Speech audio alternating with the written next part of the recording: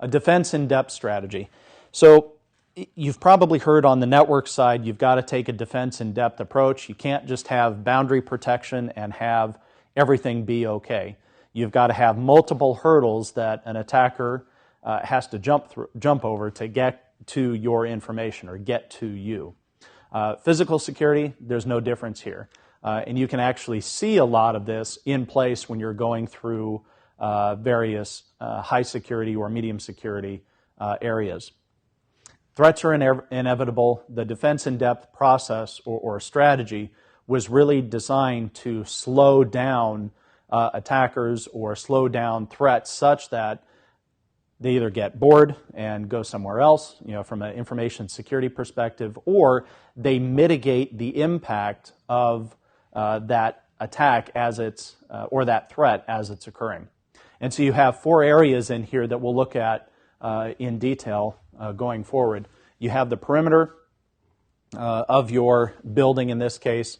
You have external or environmental considerations as part of your physical security structure.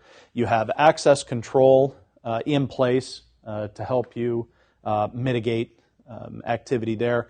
And then your last line of defense is this human factor, and we'll talk about that. So perimeter defense. This is your first line of defense, and it's intended to provide a buffer zone and deter any type of physical security incidents. Consider things like your facility location. Where is your building actually located? Do you have barriers in place?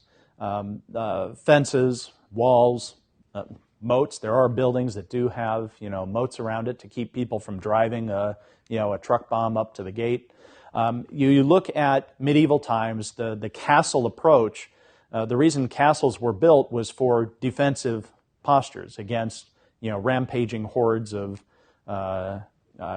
pick whatever was rampaging around at the time.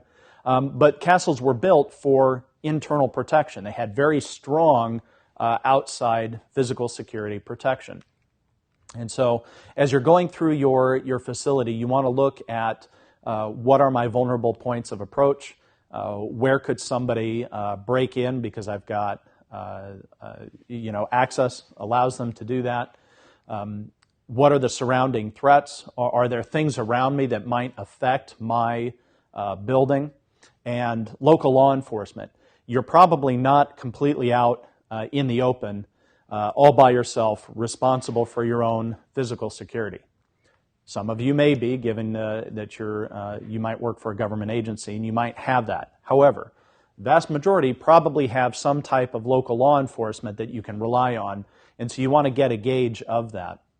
I'll give you a good example of surrounding threats. So this was somewhere in the mid-2000s, I think. There was a payroll processing company in the United Kingdom, and they had a risk assessment done for their particular facility. They had fire suppression systems. They had everything they needed from a physical security standpoint. What they may not have accounted for was right across the street was a chemical processing plant. So, maybe half a mile away, there's a chemical processing plant. What could possibly happen at the chemical processing plant that would affect this payroll processing company? Well, they found out the hard way. There was actually an explosion at the chemical processing plant, and as the blast wave came across the street and it hit this building, it started fires.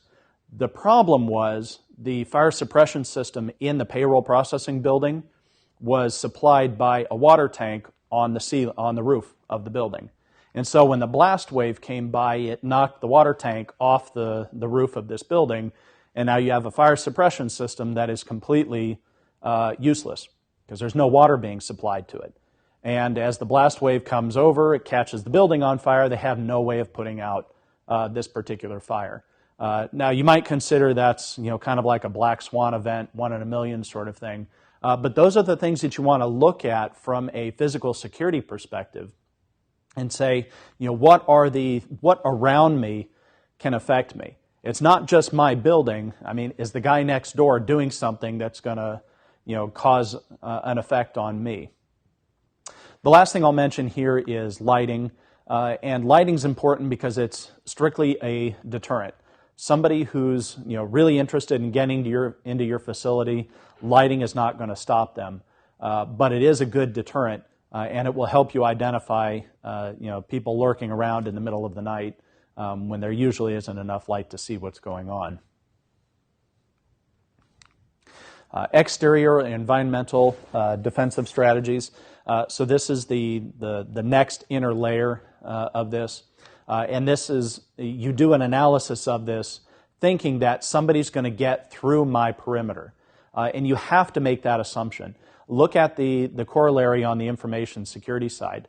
Assume that somebody is going to breach your firewalls, that somebody is going to implant malware on your workstations or something like that. Same holds true for physical security. Assume that somebody's going to breach your perimeter. Now what do you do about it? Well, if they do breach the perimeter, they've got access to the exterior of the facility. So you want to look at protection measures here that will keep people out of the building even though they got through your fence line. You also want to consider things here that might protect you from environmental hazards like floods or tornadoes. And what you're really looking at doing here is that delay concept that we talked about earlier. You want to provide time for an appropriate response activity in terms of either evacuating a facility or physical security guards showing up to cart a guy off who's trying to break into your building. But the strategy here ought to be on delaying any type of bad activity from turning into a major impact.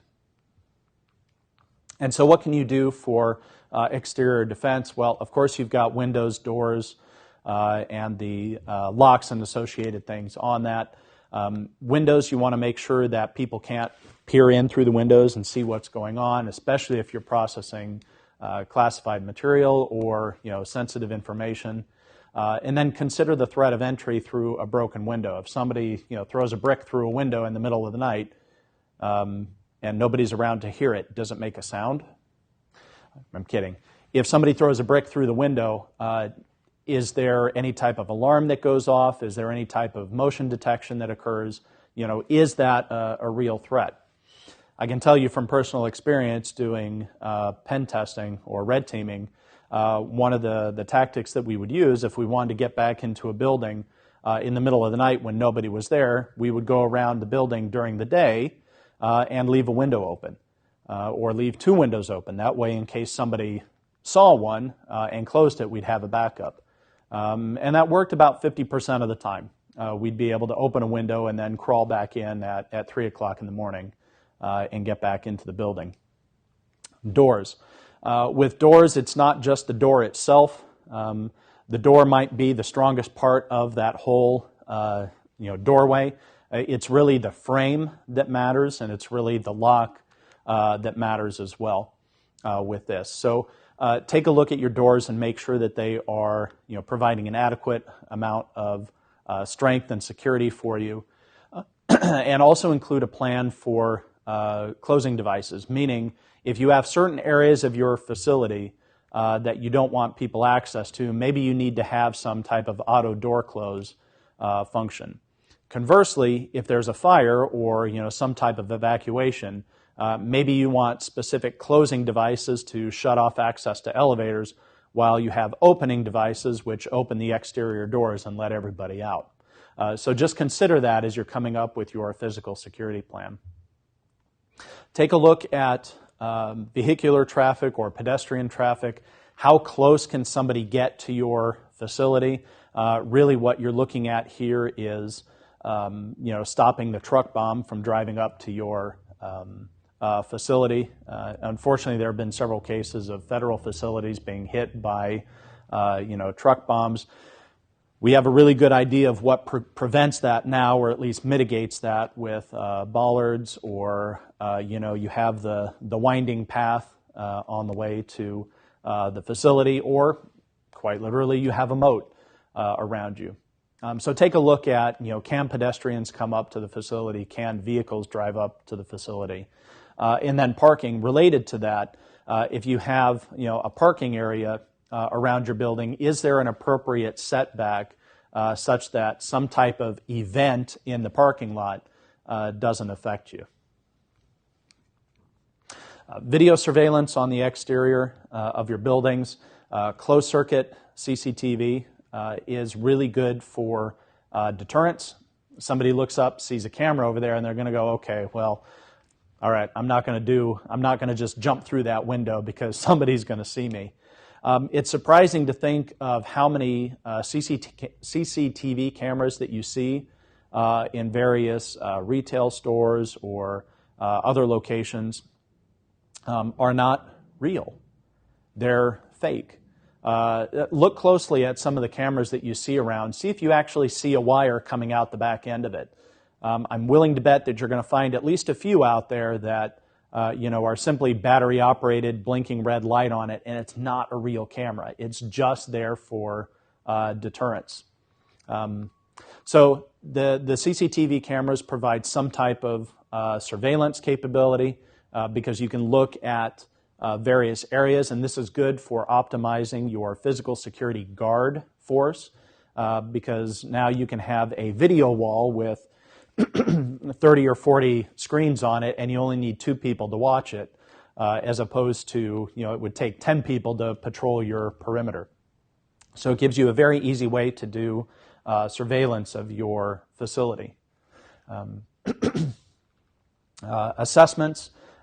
Cameras give you the ability to remotely see what's going on and determine, I need to take action on this, or nope, it was just a coyote chasing a rabbit across the perimeter line there. We don't need to worry about it at all. There was one facility that I actually used to work at, and they had a perimeter line, a fence line, that backed up to what was a wilderness area, right? We were the facility was in the foothills, and so the fence line was protected by motion detection. So if you walked up to the fence and shook it, the alarms would ring, the cameras, would point to wherever that particular area was, and they could see what was going on. Well, what used to happen before they put the cameras in was they would have, various animals, deer, coyotes, squirrels, whatever. Something would bump into the fence, something would, try to climb over the fence, but it was an animal, not a person.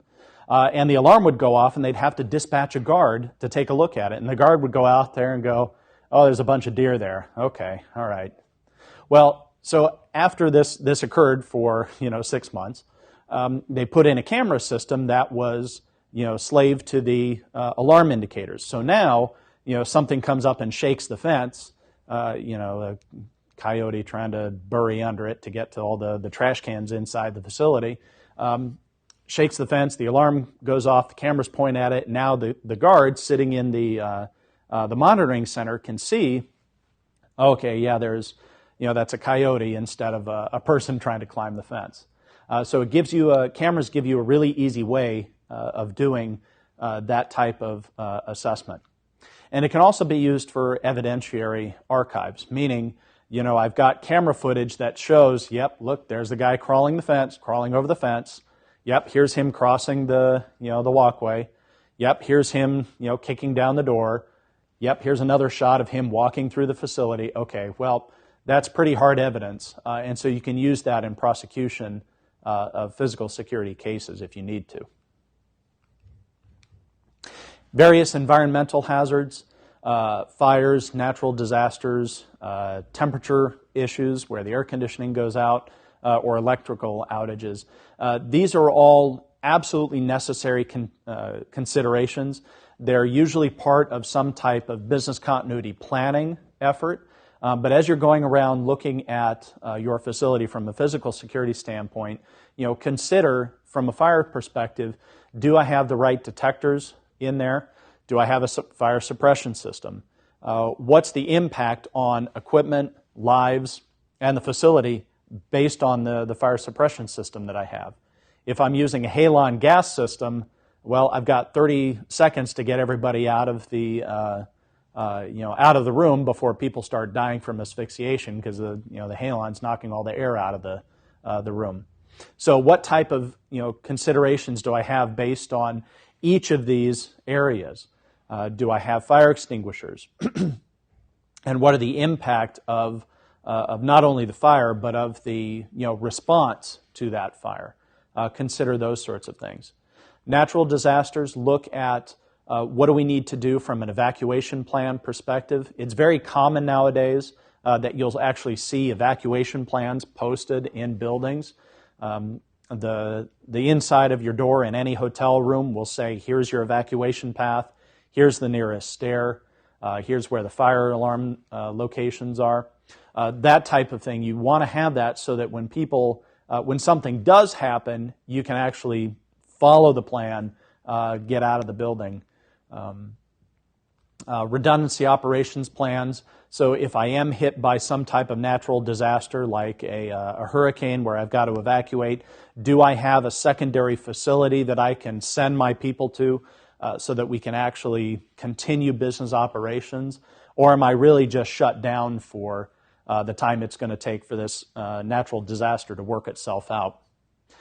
Temperature control. If my HVAC system goes offline and the server room starts to heat up to about 100 degrees, how do I shut things down? Do I have any type of backup or alternative to that HVAC system where I can keep running, or really do I have to shut things down to avoid burning things out? An electrical outage, this is kind of an interesting one because you've got to have some type of power backup. Depending on where you are in the world, electricity is stable or it's not stable. We actually just completed an assessment of a company overseas, and their primary electrical source is a generator. Well, they walk into work at 8 o'clock in the morning, they fire up the generator, turn on all the computers, work for 8 hours, and at 5 o'clock at night, they shut everything down, shut off the generator, and go home. That's their power plan. That's how they operate. Do you have some type of way of assuring you've got constant power? Without power, you're probably not going to get a whole lot of work done. One other consideration, if you are using a generator, do you have enough gas to run that generator? And how long can you run that generator without refueling it? We've done work for one organization. They are a critical infrastructure operator, and they're based in California, where, as you can imagine, a lot of earthquakes. Their contingency plan is really good around earthquakes, but what they were really concerned about is some type of tsunami, because they are on the coast. If something happens out in Japan, the waves just propagate eastward and run into California eventually. So their plan for that was, we're near the coast. Hopefully our building isn't wiped out by that, but we've got a data center in New York City, so we're not worried about that. But really what the concern is, if I need to get back up and running here, my generator only has 4 hours of gas in it. It's a big, huge building generator. I can only run this for 4 hours before I run out of gas. Because I'm critical infrastructure, because they're critical infrastructure, they've put a plan in place with the federal government to say, if I have to activate this plan, you're bringing me gas. Thank you, Uncle Sam. And that was agreed to because of who they are and what they do. And so it's a very interesting case of, we're all set for power. Oh, we're going to run out of gas in 4 hours. And if all the roads are closed or we can't actually get to a gas station to get gas, how do we keep going? Answer, have it carted in on a Black Hawk helicopter. That's the plan. Pretty cool. Access controls. So here we're now inside the building. We're at the third layer of this defense in-depth model. And we're looking at entry, exit points, everywhere in between that. And what your strategy here is making sure that people who have access to the inside of a building are legitimately supposed to have access. And once they do get access to the building, I can track where they go, what they do. and I can further restrict access to sensitive areas within the facility. You do this primarily through use of security guards. Every secure facility that you've ever probably been into has a guard at the front door, somebody checking IDs or swiping IDs through some automated system. They're there to, again, deter somebody from just walking in the door, but they're also there to monitor things and serve as the response force. You can have fixed or mobile security guards, and there's this notion of proprietary versus contract. You can have security guards who are part of your their actual employees, or you can outsource it. There are several different outsourcing companies out there, and there are pros and cons of each of those that you want to weigh before you make the decision to do that. You probably also have seen some type of escort policy or visitor control policy, where if you have a non-employee or somebody who is just visiting the facility, you probably have seen the sign-in, sign-out logs. You might have a policy that says, all right, you have to be escorted inside the facility. We can't leave you alone. Or you've seen time limits where you're allowed to be in this facility for 4 hours, and after that, out. So two different forms of access controls here for once you're actually inside a building. As far as controlling access goes, you can do things like access cards or access badges, different kinds of these ranging from magnetic stripe, where you can swipe it through a door. Those have weaknesses associated with it. You can use proximity cards, where you just walk up and you're wave the card at the sensor and that will let you in. Or you can use smart cards, similar to a DoD CAT card, where you can put that in a reader, enter your PIN, and it will allow you access to whatever facility. From a lock perspective, you can have regular mechanical locks, you can have electronic locks, electronic strike locks, or even magnetic locks. The next time you're in a large building or a hotel, as you go through where the elevators are, look around. There's usually a set of doors that will control access to those elevators, and they're almost always controlled by electric or magnetic plates. So when the fire alarm goes off, those magnetic plates de-energize, and the doors automatically close. And that's intended for to guide people to the stairwell as opposed to having them try to jump in the elevator, which may or may not work when there's a fire. Turnstiles and man traps, these are intended to reduce tailgating or piggybacking. You see this a lot in buildings now, where you've got to check in with a guard, get some type of, show your ID, get some type of badge. You walk up to the turnstile, you swipe your badge, and it lets you in. About a year and a half ago, we did a penetration test against a bank. And the bank, we found that their headquarters, their physical security in their lobby was very lax. And you could just walk up to the guard gate or the guard desk and say, hey, I'm going to see Joe on the 15th floor. And they would hand you a little badge, and then you would be, the elevators are right there, and off you go. There was no turnstile, there was no check of IDs, no nothing. And so after we took advantage of that, our report came out of that said, you really need some type of access control here. And I was very pleased to see when I went back, it was probably about 8 months later, I went back to the same location and checked in with the guard and said, oh, I'm here to see Joe up on the 15th floor. And I was expecting just to get my badge and go. And the guy said, okay, can I see your ID? Oh, okay, well, here's my ID. And he checked it.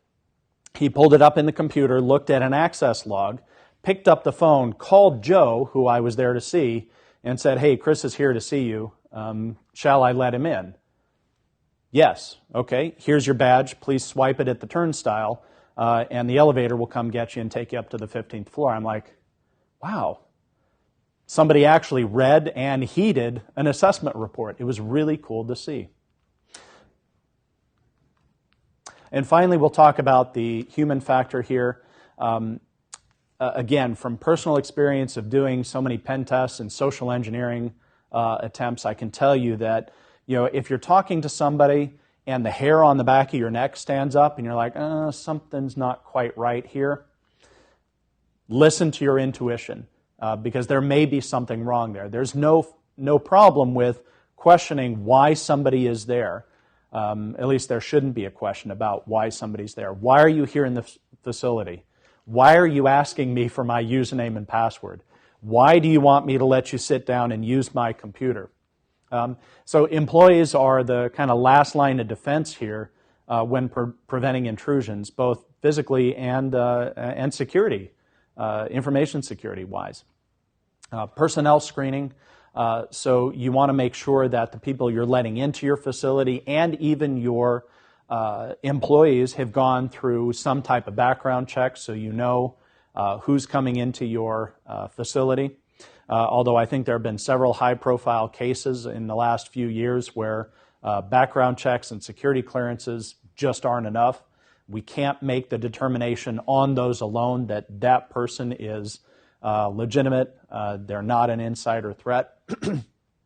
So you turn to other things like your security controls, your employee training and awareness plan, and your personal security policies that will all dictate how do we interact with people in our facility.